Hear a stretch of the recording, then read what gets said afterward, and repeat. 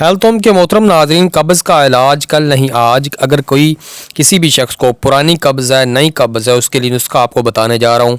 Video मेरे साथ रहेगा, चैनल को सब्सक्राइब करके साथ वीडियो को भी लाइक कर दें। मगज़ बादाम 50 ग्राम, मवेज़ मनक्की 30 ग्राम, सकमूनिया 10 ग्राम।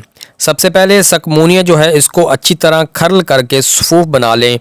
फिर एक एक मगज़ बादाम ख्याल रखें कड़वे ना हों, डालते जाएं और उसको खरल करते जाएं। उसके बाद मवेज़ मनक्का जो है 30 ग्राम जो आपने रखा है, उसको एक एक डाल के अच्छी तरह इनको सफ़ूफ बना के यकजान करके इनको जंगली बेर के बराबर गोलियां बना के हिफाजत से रख लें।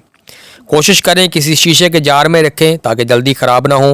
रात को सोते वक्त एक गोली गर्म दूध से ले लें, कब्ज़ का नामो निशान नहीं रहेगा। ये पुरानी नई हर किस्म की कब्ज़ के लिए मुफीद नुस्खा है।